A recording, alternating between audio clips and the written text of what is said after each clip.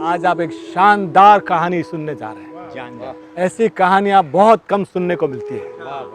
कहानी शुरू होती है जावेद अख्तर साहब और शायर लुधियानवी की। वाह भाई वाह। शायर लुधियानवी मिजाज के फकीर थे, पर बड़े खानदानी और रॉयल आदमी। वाह भाई, रियली। तो जब यहाँ जावेद अख्तर साहब आए ना, तो नए नए थे, तो स्ट्रगल कर रहे थे, परेशानियां देख रहे थे। तो एक दिन शायर लुधियानवी साहब क्या गए, बोले शायर साहब, बोले हाँ। बोले यार बहुत तकलीफ में हूँ, थोड़ा स्ट्रगल कर रहा हूँ, थोड़ा पैसे की तकलीफ है। तो उन्होंने बोला बरखुरदार, ये फेज तो हमने भी देखा है, कोई चिंता की बात नहीं, ये तो निकल जाएगा। पर इतने शांत, बोले यार कुछ क्या करूं। शाहिर साहब क्या थे कि किसी की समस्या को देखते थे ना, उसके बिना बताए भी उसकी हेल्प करना चाहते थे। तो वहां पे एक टेबल पड़ी थी, उन्हें बोला यार जावेद बाकी कुछ नहीं, एक छोटा कुछ काम पड़ा उधर से ले ले। वो टेबल के नीचे 200 रुपया पड़ा था। वो अपने हाथ से देके अगले को शर्मिंदा भी नहीं करना चाहते थे, इतने उनकी शानदार शख्सियत थी। जावेद साहब ने 200 रुपया लिया, चले गए। देखिए समय कैसा बदलता है। इधर सलीम जावेद बन गए, काला पत्थर, त्रिशूल, दीवार, एक से एक शानदार मूवीज आने लगी। इनका भी सितारा एकदम चमकने लगा। ये और शाहिर साहब दोनों साथ में काम करने लगे। ये तो लिखते थे स्टोरीज और गाने लिखते थे शाहिर साहब, और जावेद साहब कई बार मस्ती मस्ती में बोलते थे कि शाहिर साहब आपका 200 रुपया मैं नहीं दूंगा, आपका 200 रुपया। वो जो साथ में बैठे थे ना, वो बोलते रहते थे ये 200 रुपया क्या माज रहा है। बोले आपको, शाहिर साहब मुस्कुरा देते थे कि जावेद जाने और आप जानो। ये बातें चलती रहती थी। और एक दिन अक्टूबर का दिन आता है 1985, 25 अक्टूबर।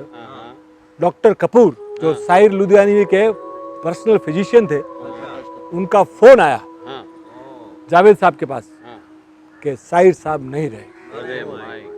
और जैसे ही सुना ना, जावेद साहब के पांव से जमीन खिसक गई कि उर्दू की शायरी का जो शेर था ना, वो हमको छोड़ के घर पे पहुंचे तो सफेद चादर में वो महान आदमी लिपटा हुआ है, उनकी दोनों बहनें, बिहार चोपड़ा वगैरह सब खड़े हैं, और वो नम आंखों से जावेद साहब उनको देखते रहे।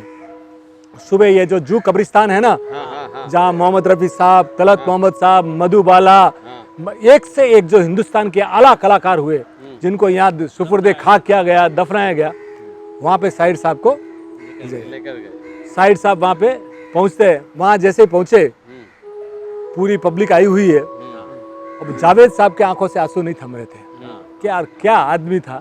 उनका चेहरा देखा तो उनको देखते उनके उधर, उनको जैसे पूरे मुस्लिम रीतो रिवाज के साथ उनको दफनाया गया। तो जो पब्लिक आई थी वो धीरे धीरे धीरे धीरे सब, जावेद साहब वहाँ बैठे रहे। उनका बड़ा गहरा नाता था, तो उनकी आंखें नम हो रही थी, वो बैठे रहे, सब पब्लिक चली गई।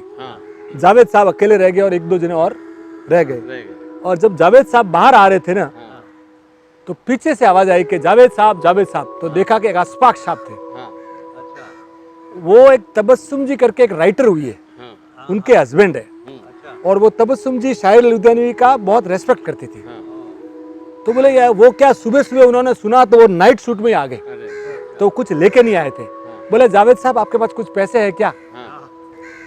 बोले हाँ बोलिए ना, क्या बात है? बोले वो जिसने कब्र बनाई है ना, उसको पैसे देने। बोले ले लो। बोले नहीं, सिर्फ 200 रुपया दीजिए। वो 200 रुपये हाँ दिए गए। तो साहब ये जीवन का नियम कैसा है किसी को मालूम नहीं है। ये दुनिया है ना, सब फक्कड़ों की है और फकीरों की दुनिया है। आए हो खाली हाथ चले जाओगे, दिल बड़ा रखो यार। Thank you.